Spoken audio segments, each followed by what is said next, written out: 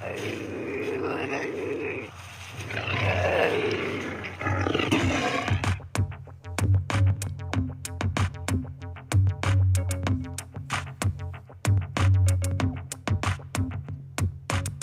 blast off in my time machine. Third eye feeling like an Visine. Blast off, blast off, blast off, blast off. Come blast off in my time machine.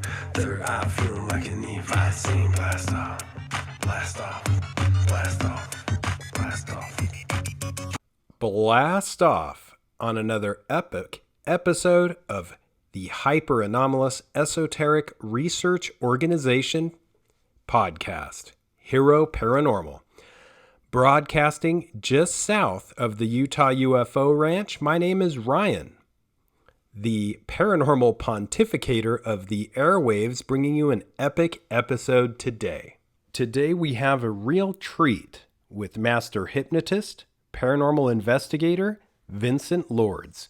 He has entertained and mystified audiences for over 25 years as a subconscious conjurer and host of Paranosis, the paranormal phenomenon. The depth of his knowledge of the mind and human intrigue allows him to approach hypnosis and harness it with power as a tool within the confines of traditional paranormal research. With a unique approach, bringing about a new breed of modern mysticism, Mr. Lords is harnessing the subconscious mind of volunteers, allowing them to examine their five senses and perhaps the sixth.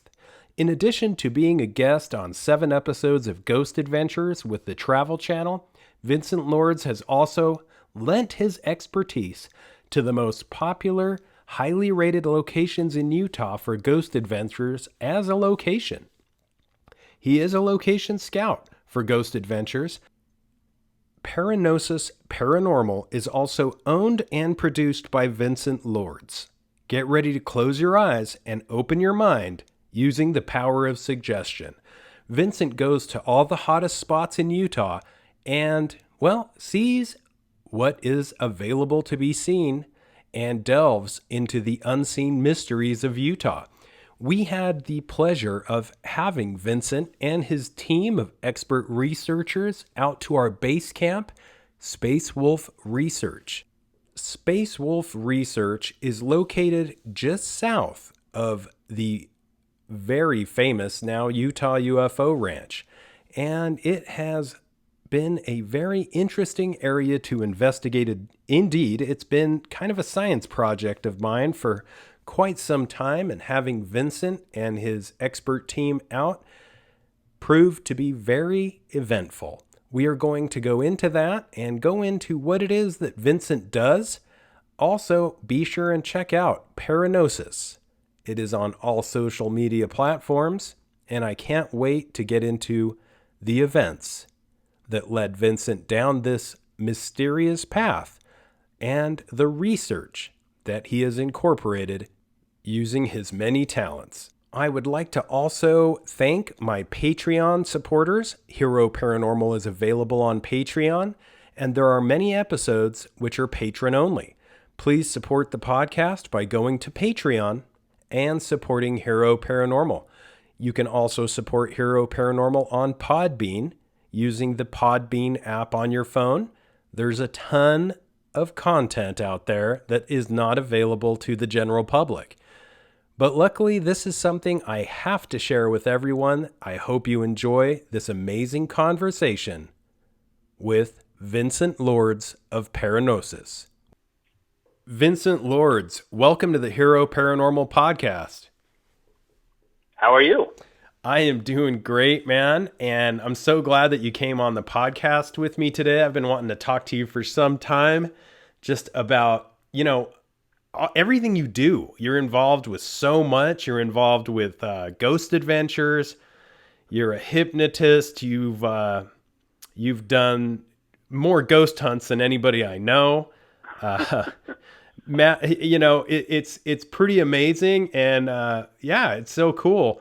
I'm really glad to have you on. I wanted to ask you how you got into all of this, and And before we go into some deeper, darker details of what we're chatting about, well, what keeps you going?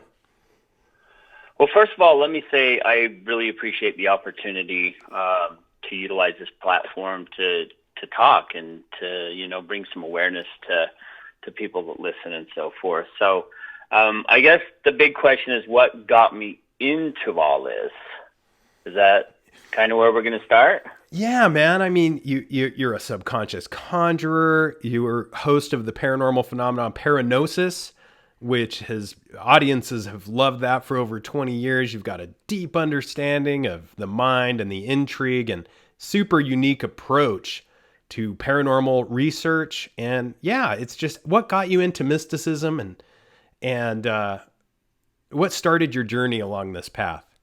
Well, I'll tell you, back in '96, I started a circus sideshow, kind of like P.T. Barnum, utilizing, I wouldn't say death-defying feats, but that's certainly what we marketed it as.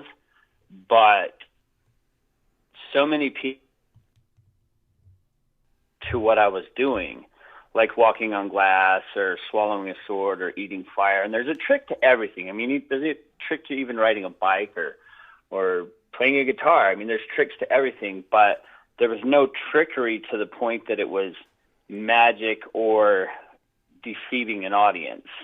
Though it looked like it, a lot of it was conditioning the mind, and through sacrifice and training, you can, walk on glass or walk on coals or some of the stuff that we were doing in the sideshow industry. And that's when I realized how powerful the mind is and how the mind is connected to all things, even in the paranormal, really, because one with an open mind can experience everything and anything that they set their mind to see. And so I kind of got into, magic and hypnosis and the sideshow business back in the day. And then as that expanded, I realized these same principles could be applied to everything, whether it be the paranormal or investigating ghosts or phenomenon. It all links back to the mind. Therefore, everybody's going to have a different experience and take on it. So it was my vision from day one to showcase this and to open people's minds so they could realize that they too could do all the same stuff. So I wasn't using it to trick people, but more along the lines of educate people. And I would always, everything was up front. Like if I was on stage, they could come and examine everything that I did. And I do that to this day in the paranormal. I allow people to experience it as a spectator or utilize their mind, put them into a subconscious state of awareness using hypnosis to open their third eye and not only use their five senses that we've been conditioned as humans to use, but go beyond that, tapping into their sixth sense, their third eye, and see for themselves rather than tell them or just use the equipment. I think our bodies and our minds become the best tool to utilize. Does that make sense?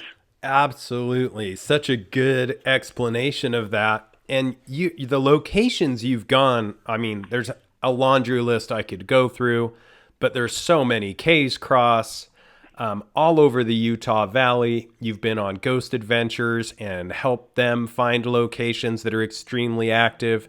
And right. It's pretty cool how you bring this to the public through your show Paranosis. Can you tell listeners a bit where they can follow Paranosis and where they can follow what you have going on? Well, anywhere on social media, we're just at Paranosis, and then you can also go to our website. It's a little outdated. We're in the process of shifting that over to a higher vibration. So that's just paranosis.com. And then amazing platforms like that you're sharing right now. We're open to share on any platform possible, because we're not here to change anybody's perception, beliefs, fundamentals. We're just allowing them to observe and giving them an opportunity to observe. We're not trying to make them believers or skeptics. I mean, I personally believe a skeptic is a very healthy thing. And so you either love us or you hate us. There's a lot of people that hate on us. But for those people that hate on it, we're different than everybody because we're not trying to prove this stuff is real or not real. We're just allowing people to come and observe with us, because every journey, as you well know, is going to be different, and every location and every experience is going to be different for everyone involved. Even if they're seeing the same thing, they're going to perceive it through a whole different filter based on their beliefs, their fundamentals, what they think is real or fake or happening or not. We just want to bring this to the masses and allow them to make form their own opinion of what they experience, you know. Absolutely unique, and I think it's great what you're doing. So to kind of go into and perfectly explain another reason we are chatting today is something I found you to be someone that I wanted to take part in an investigation in a little base camp science project of sorts known as Space Wolf Research in the Uinta Basin of Utah. And this is interesting and unique because this area has a long history of Native American witchcraft and related phenomena and shapeshifters. And I wanted to get into how it went for you when you went up to Space Wolf Research. Well, let me say that location, Space Wolf Research, is truly one of my favorite for several reasons. And this last time definitely is second to none that I've ever experienced, for multiple reasons. I don't know where you want to start on that particular topic because there's so much. Yeah, for sure. Just to give listeners a little background, these inexplicable experiences and super frightening events that took place at the property, the ranch, this base camp is located in Uinta County. It is bordering what's popularly dubbed as the Utah UFO Ranch due to just the whole area having a long history of odd events having taken place there, UFOs, poltergeist activity, and of course, mutilated cattle, unidentified orbs. Anyway, pretty much anything you can think of has been seen by locals in the area, and it's difficult to obtain evidence consistent with like scientific publication, but it has been an area of study not only by the U.S. government, but a ton of other researchers. And you guys got some really great stuff when you went out there. And just tell us kind of more or less how the trip went. You drove up, and how did things go? So we drove up and we did a TikTok live. We do Friday nights, and so we were granted permission to do so in a respectful manner, meaning we weren't going to bring a lot of attention to the fact that we were there. So we only had, it was 4 of us, and one of those being our security detail.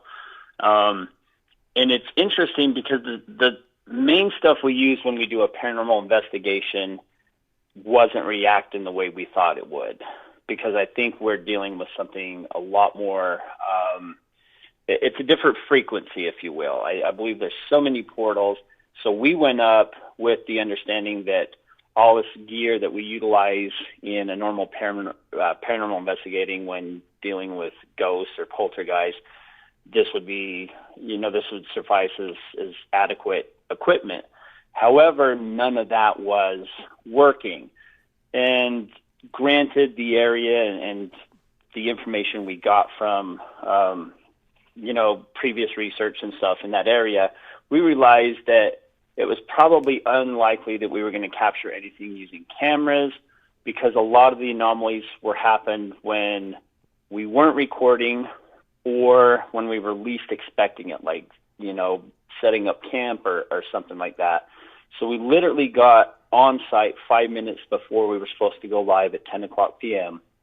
We did our normal intro.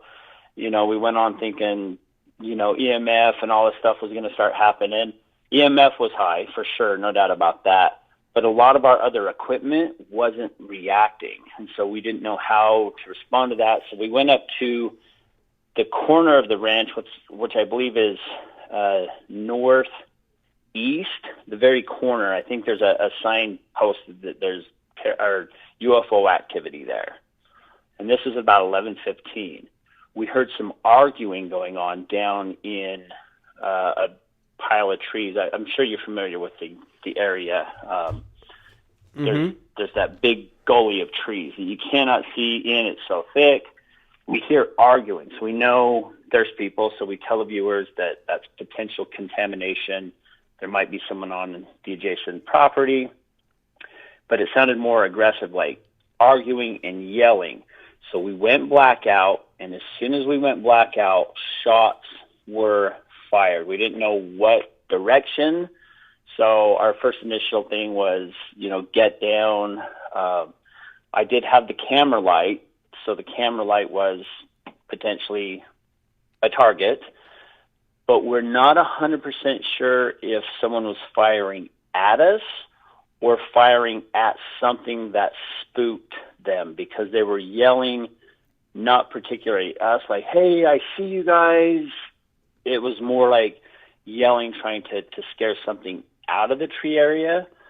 So we duck for cover. We start running towards, there's the metal container on the property next to the shed. For the viewers, that might be a little hard to understand, but we start running to the biggest object that's going to protect us from oncoming fire. 3 more shots were fired, at which you could hear on the feed the whizzing of the bullets. A small caliber, probably 22, our security guard said. Once we got up there, then the motion perimeter lights on Space Wolf's fence line started going off, which indicated probably something within 5 or 10 feet of the fence line, causing those lights to go on. So we knew whatever or whoever was doing this was aware of us and proceeded, around the property line. Never to enter onto the property line, though we couldn't see because we had blackout conditions. We never felt, once we got behind that metal container, we felt we were pretty safe at that point. So we stopped the live immediately, went into emergency mode, did roll call, called you, and, you took care of that. We appreciate that. We did feel safe enough to stay on site later that night, where after this all went down, all of our batteries, all of our equipment, the vehicle that we drove up in, everything started malfunctioning. Then in the adjacent property, we'll just call it the old Bigelow Ranch, UFO Ranch, their security started acting up. So they're jumping on 4-wheelers, there's lights going all over, so obviously something triggered everyone in the area. Something was going on, people were aware of it, and so we felt safe at that point. But again, we don't know, were we being fired at, or was somebody firing at something that spooked them, and we just happened to be in the area.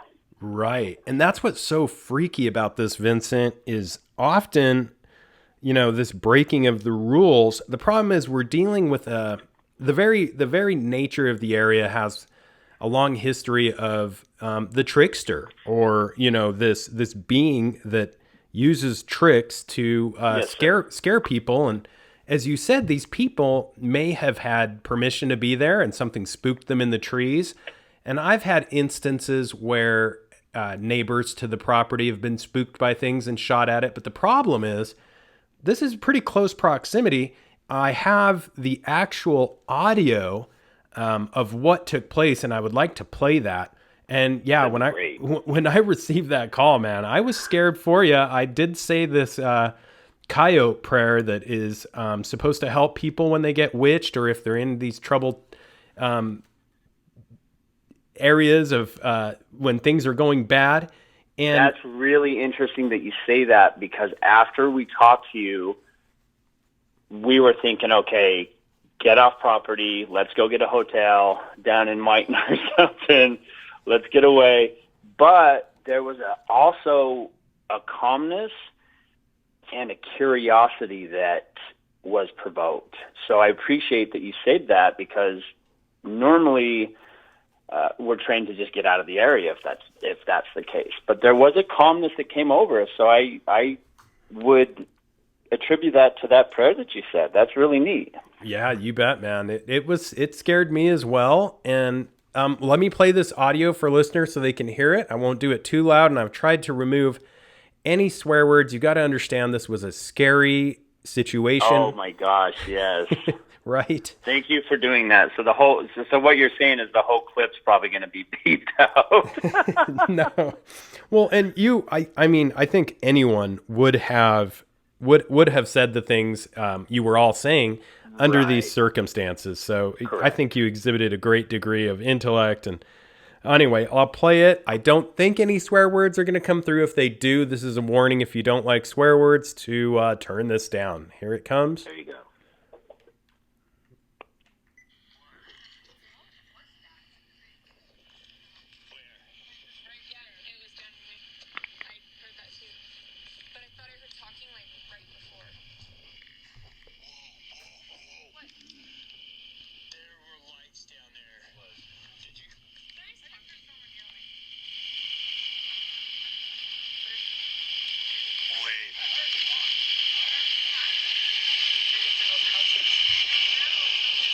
What the hell? So there's okay, I'm gonna go black out.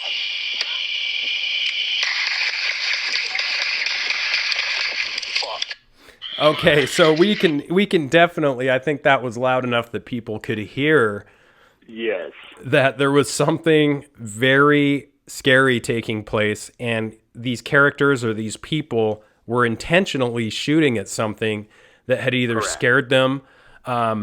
How did the conversation go, or what you could hear of these individuals that were in the trees?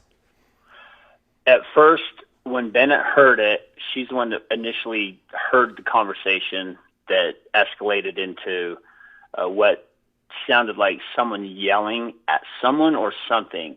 That's unclear. But they were like, we see you, there's no getting out of this. Then you hear me react because you could see lights, like spotlights or flashlights down in the tree line. That's when I said, oh my gosh, there's lights down there. I'm going to go to blackout. So I turn off our light rigs. So the only light would be the phone because we were live. Then I'm like, oh my God. And then you hear gunfire. You hear 15 rounds be fired. Then we're like, okay, get down. And then about 5 seconds after, as we're running towards the container, we'll talk about the container. That's another topic. But then 3 more shots were fired. So at that point, I'm not 100% sure they were firing at us, because at that point we were out of sight, because it kind of goes down for the viewer or the listeners. It's a pretty steep decline down into a valley where the trees are. So if they're shooting up at us, at that point we're out of sight for them. But then 3 more shots are fired, and then you can't hear it on the audio, but they yell, I've got more of that, where that comes from. And that's when, perimeter lights start turning on in the property, which puzzled me, because the thickness of the trees down where I'm talking about, it's thick. You're not just going to run through those trees. I don't care who you are, unless you're, out of this world, or your energy or something. Whatever triggered those lights, I don't think they were human, because there's no way they could have got from where I saw the origin of light at first, within seconds, to trigger your perimeter motion lights, your security lights. I don't see how anything could have got from point A to point B to trigger those lights off. Right. Personally. Well, and these lights are something that we should also mention. As you know, I've spoken to the best researchers, and other than anomalies in like Sedona and the San Luis Valley in Colorado, it appears that the Uinta Basin is in a class all its own when it comes to giant UFOs, ridge lines, and the connection to these other quote-unquote ghost lights, as the Native Americans call them, that wander through these waterways and fields. What did they appear to be to you guys? Well, at first, when we saw the lights first, when we heard the argument, it sounded and looked like someone was confronting something. They turned on their lights. We also then saw the perimeter lights. I'm assuming they're perimeter lights only because they gave off that much light. Mm-hmm. Are they? I don't know. You know the property better than me. I don't know on the south ridge of your property if you have motion lights, but it was enough illumination and it kind of had almost a blue glow to it. So maybe they weren't motion lights. I'm assuming that based on previous experiences with motion lights. That's I didn't go down to verify that. So that's I'm going to leave that open. But after the fact, and this calmed down, we decided not to go live right away. We did see orb-like lights all throughout the valley that would look like drone lights, other than they weren't blinking your traditional flight pattern lights with the orange and green. They were blue, singular lights, and they tend to move almost the speed a laser would, but they looked about the size of maybe like a small saucer, like a plate. Mm-hmm.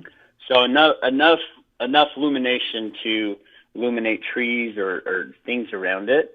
We saw that all night long.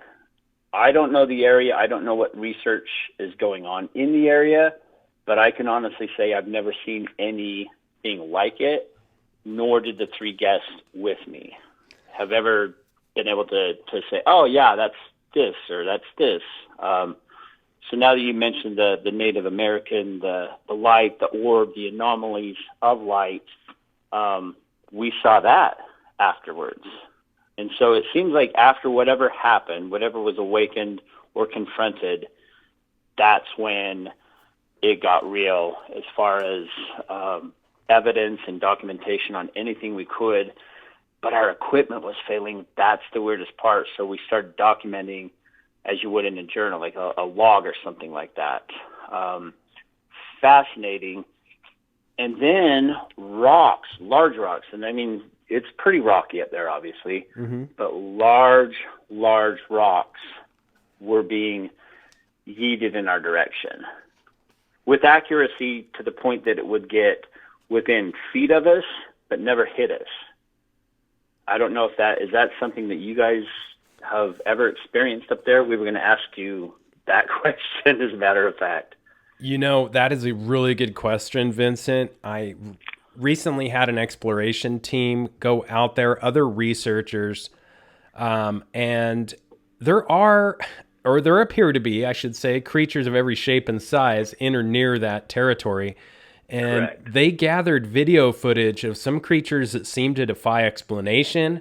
In one case, 3 consecutive frames revealed a creature that looked almost wolf-like, but then there's no way of knowing. It's difficult because, as you say, it was throwing rocks, and typically wolves don't throw rocks. Also, a Bigfoot organization known as Crater Exploration went out there, and they said, yup, they had thermal and believed that they were on the trail of Sasquatch-like entities. Wow. It's tough to connect a lot of the things that happen out there in that shapeshifter territory to the rest of the world and not sound crazy. But it is something that I've learned a lot, that since, moving in that area to research, the anomalous activity there kind of goes all over the map. And that freaks me out that you were having rocks thrown in your direction, and holy cow. So now this gets interesting. Everybody's seen E.T. as the ball, comes out of the shed. And then, so we thought, okay, let's communicate back by tossing rocks in the same area. And it's weird because I don't know if it was a game or what, but one would be thrown. We all documented this. We all seen it. And then we would throw one. We'd wait a minute, but then it would be thrown from a different direction. And for the listeners that might not know the lay of the land, to get from one point of the property to the other, you would be able to see, for the most part, anyone moving around or anything moving around. But if it was on one of the adjacent properties, there's thick trees and brush. And so for someone or something to get from one spot, we throw a rock, and then seconds later on the other side, which would take a person running probably a good 3 minutes to run to that area. And that's if you were on Space Wolf's property, because there's no trees on the property for the most part where we were at. Mm-hmm. It would take a good healthy person 3 minutes to run over there. And this is seconds later, a rock would be thrown from the other direction and land in almost the same spot. So whatever it was either like a professional baseball player and could throw a rock with precision to land within feet of us but not hurt us or hit us multiple times throughout the night. So it was really weird, the accuracy. It was almost like, I don't even know how to explain it other than, wow, I'm hooked. You know, I need more of this. And I think I reached out to you the other day saying, when can we go back up with a whole different set of intentions on what we're looking for? But then on a paranormal, like, you know, ghost energy, then we started hearing and seeing things that look like mists and shadows within shadows. I mean, it gets very dark up there. You can clearly see the stars, which was beautiful. But as black as it gets up there at night, to see black mass moving through even the darkest of dark was weird. And then you can light it up and nothing's going to be there.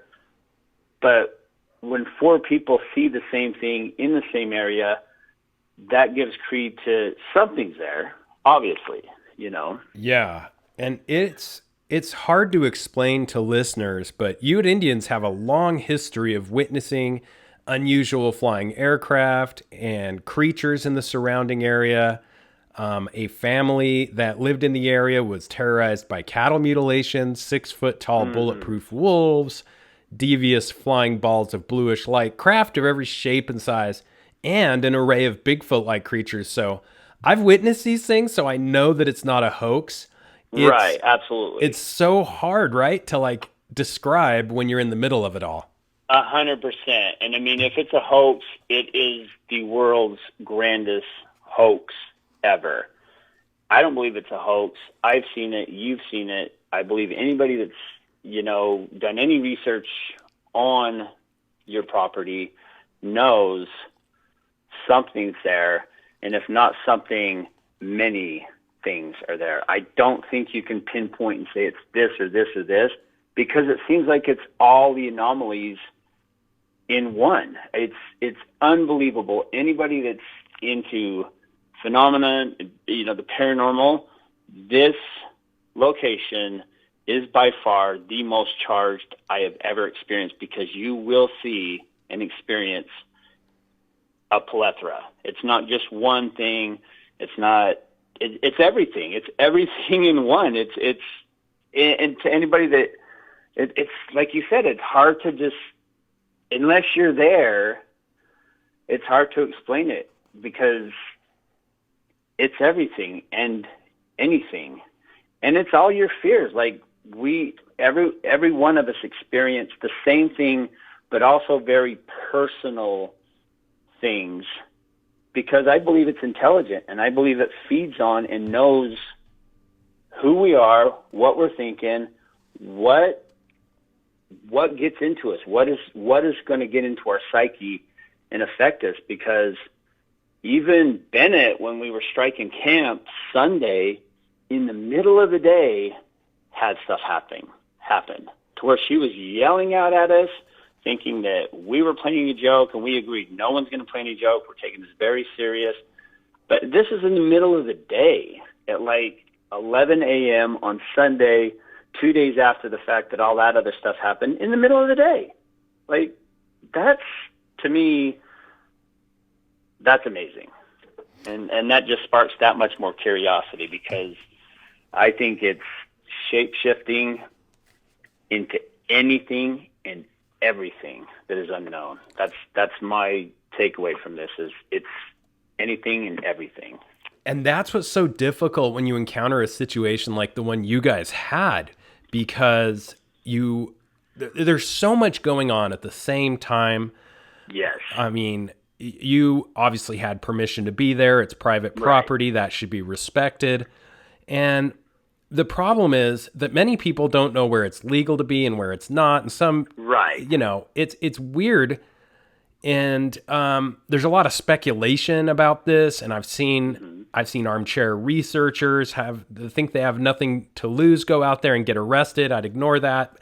And at the same time, I mean, a handful of kids and a few adults have had charges pressed against them and gone to jail. Sure, yeah. For people listening, it's not a place you just go out at night and start wandering around, right? No. I mean, just on your property alone, I mean, cameras everywhere. And I know you guys are looking for, those are cameras aimed at the sky even. Like, I mean, but yes, for anybody listening, do not just go out there. Even if it's on a public road and you're driving, if you stop, A, you could be breaking the law because of the reservations. And B, I just don't think anyone that's curious should just go up there, because you're dealing with everything. Like when we went to start the car, just to kind of move it closer to where our tent was in case there was more fire or we needed to get out in a hurry, even the truck wouldn't start. Wow. Our lights, our backup batteries, our cameras, like our phones, not our cameras, everything was affected. Which, can I talk about the container and a little anomaly going on that you just recently came across? Yeah, and by the way, that truck, man, made me so jealous. That red Ford truck you guys had reminded me so much of my last red Ford truck. I know you mentioned that, and I was like, oh. And I think you actually thought you went through a portal. You said when you saw that on the camera, you're like, okay, wait a minute. I was like, what's my truck doing out there? And it's and just to kind of, before we move forward, just for those that are speculating about spots and all that, it is so difficult, but these tribal officers, most tribal officers are the nicest people you will ever meet, but don't try to pull attitude with them. They have federally granted authority that far exceeds that of standard police officers. And so if you don't have permission to be on a property and it's not private property, that should be respected, because it's very checkerboarded out there. And anyway, moving forward, I would say too, I mean, never trespass, period. Mm-hmm. But the tribal people, I mean, respect that. That's their land. And I believe respect in all situations, first and foremost. And just don't push it. Like you said, be respectful. But like, if you're not invited to be somewhere out there, just don't do it. Go through the proper, channels, like yourself, like when we talked and stuff like that. But never in a million years do I recommend that anybody goes up there, first and foremost. But anywhere, be professional, be courteous, be respectful, get permission. 9 times out of 10, people will give you permission to do things if you ask. But that's one thing I would never test is never mess with, the Native American. I believe that they are rooted in some amazing connections, and that would just be one thing that, like you said, just don't do it, Totally, Vincent. And man, I need to say, wearing a bulletproof jacket isn't a bad idea either. I actually do this because I've heard similar things to what you guys encountered, but acting responsibly and sticking to places you can legally be, as you said. Right. And I believe that something that needs to be addressed is the main concern that there is security personnel nearby. And Oh, absolutely. it's treacherous terrain, and these personnel are there for the phenomena itself. If you respect law enforcement officers, tribal officers, Right. security personnel, they'll be on your side. On the other hand, there is kind of, well, those black Suburbans, I have no idea what those are. That's a whole other story. But let's get back to what we were discussing with this container. I'll kind of go into it a little bit. And you documented this really well. There was an event that took place on the property a while back, and we've been doing readings on this particular storage container, an 8,700-pound container, and it's magnetized now, among other strange readings. And you encountered this yourself when you were out there, correct? Absolutely. So you had kind of told me about that, and I wanted to see for myself. I'm a curiosity seeker. Absolutely. You can take metal objects on a freight container, and that thing is now magnetized. And as we all know, things don't just become magnetized. I don't care who you are or what you believe. Nothing just becomes magnetized unless something has caused that. And I saw it for myself. I put, nails. I put anything I could find. I brought up stuff just to put on there. You want to know something weird, though? Mm-hmm. I have a magnet. I put a magnet to it, and the magnet would not stick. But the magnet would stick to any other objects that I touched to it. I don't know if you've ever tried that, or if that was just, that was like, I was curious. Okay, I'm going to bring a magnet. I'm going to make sure that the items aren't magnetized, Mm-hmm. and that it actually was the storage container, and that SOB is magnetized. The items aren't. Like, you can try to take two nails or two pieces of whatever and put them together. They're not magnetized, but you touch them to the storage container, and they're magnetized. But, like I said, the magnet wouldn't stick to it, dude, and that blew my mind. That, for all our sakes, that's quite intelligent, because that adds another angle to the theories about the entire situation. That's what I thought. I thought, okay, let's put a magnet on it. And for some reason, it rejected the magnet. Okay, so there's the polarity, and there's two sides of the magnet. So that's what I thought. So I switched the magnet. Same thing, wouldn't stick. But I would take a nail off, it'd stick to it. It would hold the nail or the screw, or I guess there was some other pieces of metal up there just laying around. And then I brought tools, too, to see, like, okay, well, maybe these items are magnetized. No, anything that's metal sticks to that. But that leads me to the question, is the magnetism going on affecting, like, our cameras? And is it affecting your cameras? Because I notice you have cameras all over the property. Mm-hmm. Does it affect your cameras? It does at certain times. There seem to be geological aspects of the area that affect, they affect the cameras. They affect, it's contradictory, because you'll have witnesses often see the same thing at the same time. They'll ask me to check a camera. I'll go and check the camera, and I will either see something different or document. Right. It's just odd. The camera will document something slightly different than what they expected to see on the camera. And oftentimes with video footage, the camera will lose what is recorded. And I mean, I've lost hours of footage from our cameras, which is impossible to explain.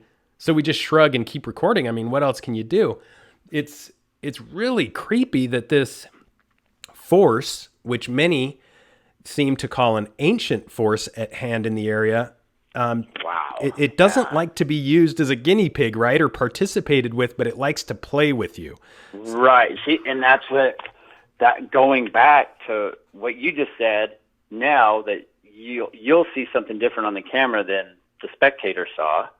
And that's what was going on with us. We all saw similar things, but it also almost was favoring our own personal fear as if it were manipulating or personally like entertaining for that individual in a whole different way. But we would see the same thing, but just experience or explain it different.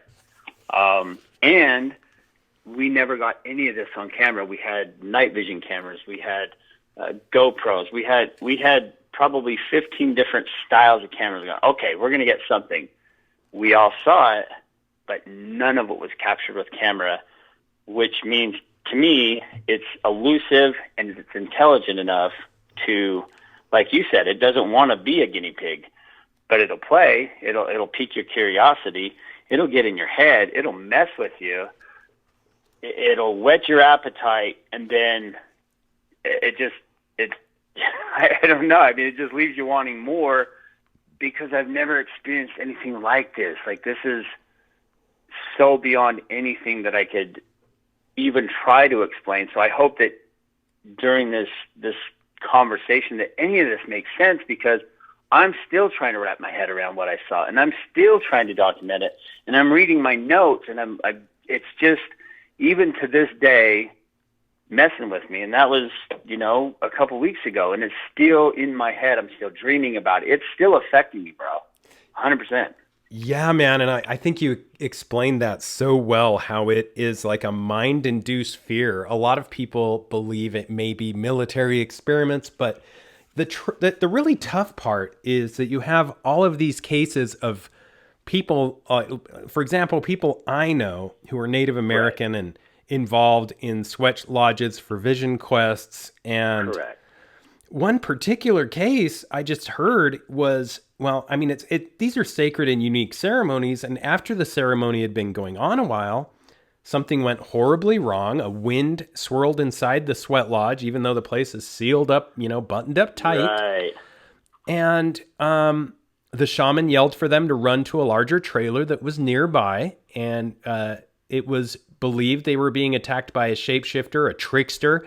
Wow. And that's the thing. These items don't seem to kind of fit in that military experiment box. So, no way. I mean, there's multiple things going on. There has to be, and it's hard to make theories about it. 100. I'm with you 100%. I think it's an ancient force, and you keep saying like prankster, because we never felt, other than the gunfire, mm-hmm. we never felt in danger. We felt like we were being watched. We felt like we were being entertained. We felt like we were its guinea pigs. Like, okay, I'm going to test their limits. Are they going to run? Are they going to disappear? But like when the rocks were being thrown, when I say rocks, I mean, some of them were the size of a baseball, but there was a couple that I'm trying to, like the size of, I don't even know, like a football. Okay. Yeah. So we're pretty close to like the fire pit and your research, like the storage facility. For someone or something to throw a rock the size of a football, which is weird because there's not many on property other than around the fire pit. Most of the rocks are smaller. For something to yeet that from outside of our vision, like, our peripheral or where we could see, that's kind of big. You know what I mean? And for it to hit with precision, we never really felt threatened. We almost felt like it was taunting us or teasing us or entertaining us. Like I said, when the rocks were being thrown, it didn't feel like it was aggressive, like we were almost being hit. It was almost like, I don't know how to explain it, bro. Like when you go up there, you look at your thing, you'll see a pile of rocks that are out of place because I guess it rained up there the week before. Mm-hmm. So everything's pretty settled as far as rocks. You can see the rocks that were around us were not settled into the ground. Does that make sense? Yeah. Yeah. So it's recent. You can tell it's recent. And they all land within the same area. So is that a magnetic pull? Is that, I don't know, bro. I've got to get back up there, man. I beg you. It's so interesting. I know I have the same I have the same basic feeling a lot of the time. And I wanted to ask you, after your research, did you have any anomalous activity by chance follow you home? I mean, you mentioned that the vehicles had some trouble with their electronics. Anything else stand out to you? You know, I will say we went through what I want to call like a time shift. So we left at a specific time because we knew we had to be back. There's about an hour outside of our drive that we can't recall. And we all agreed to it. It seems like somehow, somewhere, some way, we lost an hour. And to validate this, we drove down, we're driving, skies were pretty clear. All of a sudden, we're just above Strawberry Reservoir, and it's pouring. Now, all of our equipment's in the back of a truck that does not have a shell on it. And I mean, we're talking thousands of dollars worth of equipment. If we were in a conscious, aware state, we would have seen the clouds, we would have seen the rain, we would have pulled over, we would have covered our gear. When we all came to, we were in the middle of the rainstorm. Everything was sopping wet.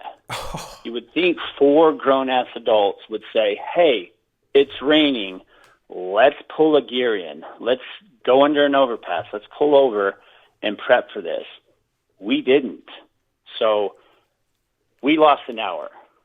Whoa, perfect. We lost an hour. Perfectly explained. That is so strange.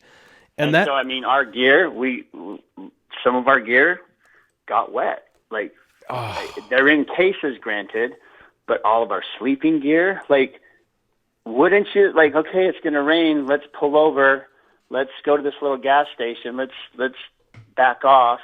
So an hour's gone, and all of our equipment got wet. So that, to me, says we lost track of something. Something happened that we cannot explain, and we all thought, like, was this a microburst? But then you look around, and the storm was massive. It wasn't like it popped up and, there's a little rain. You know, it was like a full-blown rainstorm with lightning and everything. And we do not recall. We were even going to go down a different highway because we came up through, I can't even remember the town. We came up a different way. So we weren't even planning on going down towards Strawberry. But we ended up at Strawberry. An hour's lost, equipment wet. So, yes, something followed us, or we traveled into something that we cannot explain. that is wild, man. That's gnarly. Like, right? We're still trying to, piece together that little portion, what happened. Because we got good sleep. I mean, it wasn't like, there was no drugs, no alcohol. We were wanting to be so focused when we were up there that we made sure we got good sleep. And so, because we wanted to be at our sharpest, and not even doing that, not even with that preparation, could trick that, whatever that is. Mm-hmm.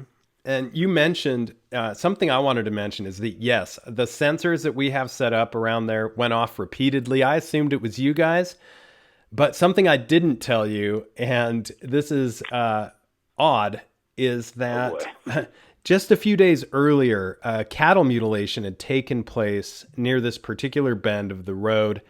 And it was a young calf who had been drained to blood and slit surgically along the belly. And wow.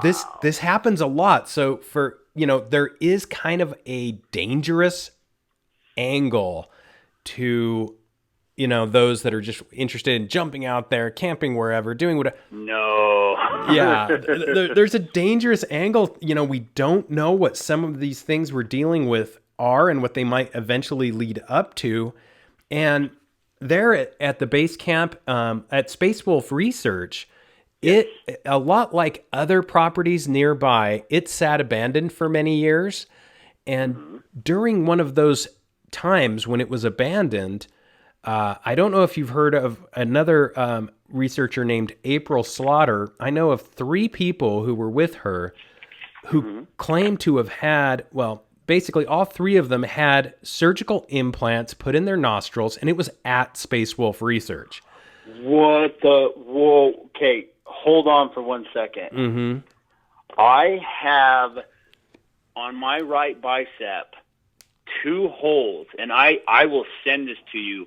I thought I got bit by something. I have 2 holes that are about the size of BBs in my bicep that I did not have prior to going onto the property, but are here now, and I can't explain them. They're now scarred, but you can tell they're very red, so they're new. I did not know that. That freaks me whoa. Yeah, I have the medical records to back. They are backing up their stories.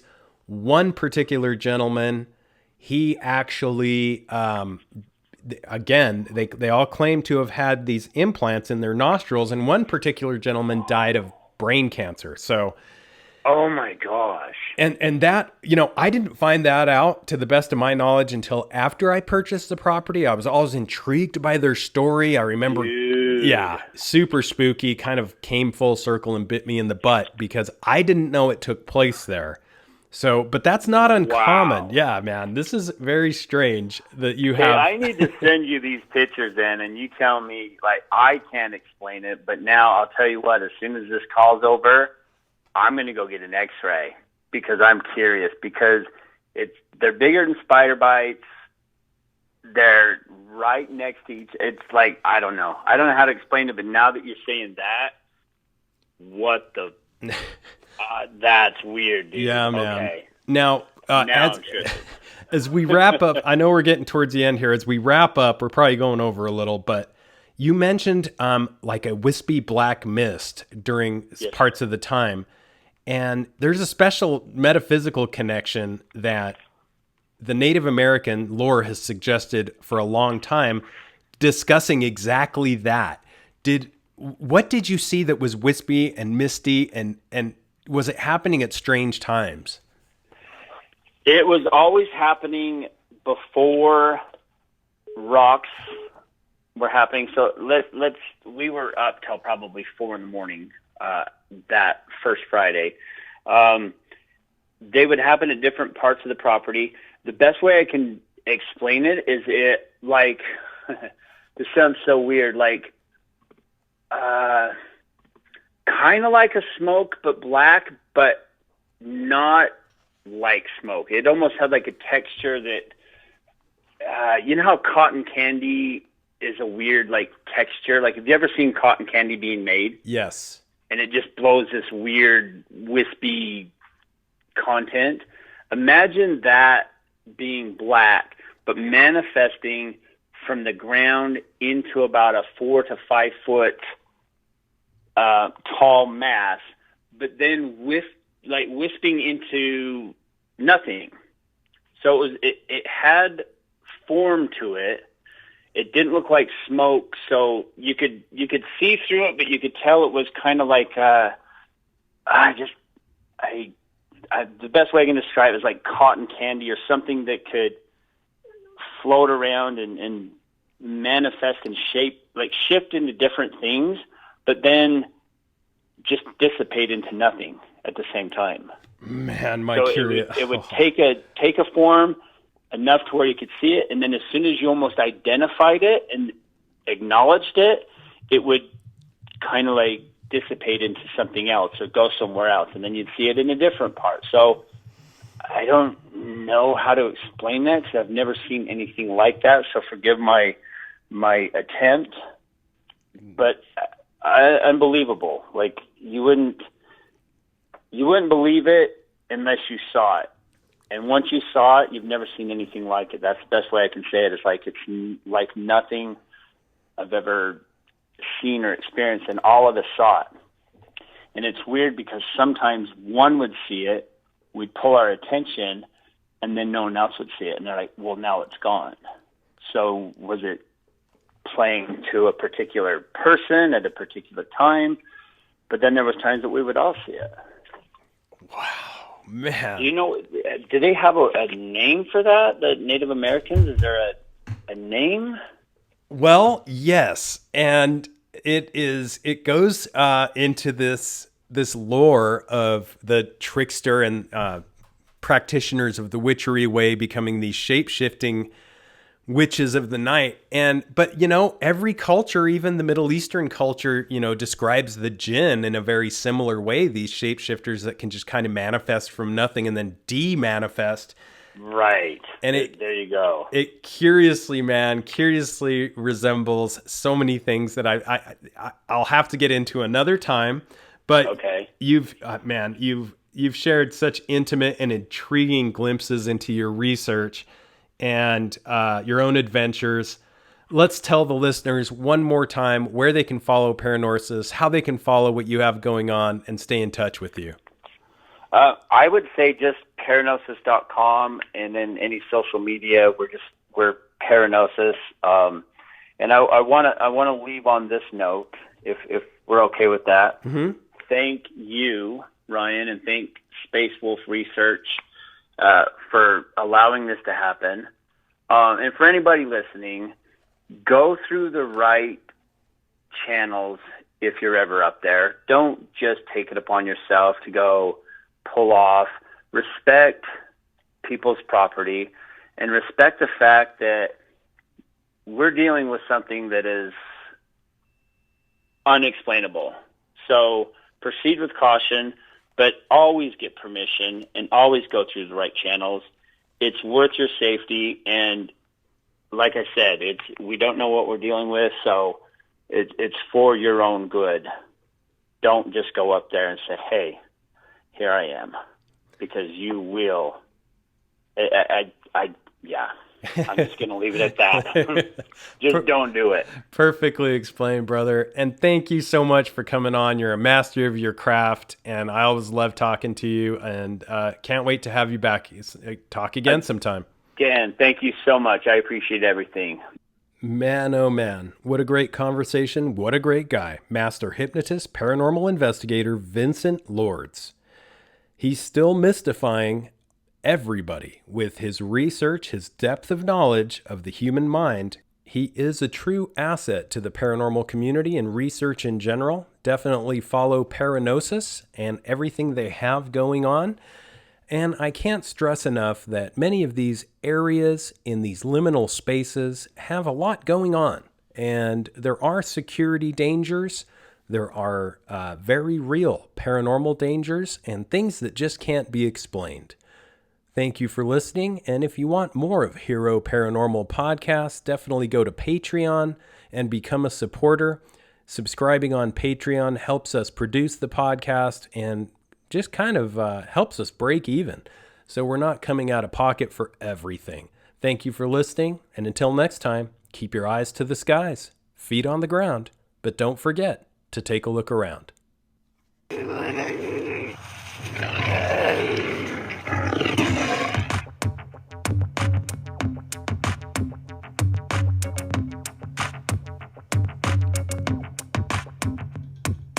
Come blast off in my time machine. Third eye feeling like an Evazine. Blast off, blast off, blast off, blast off. Come blast off in my time machine.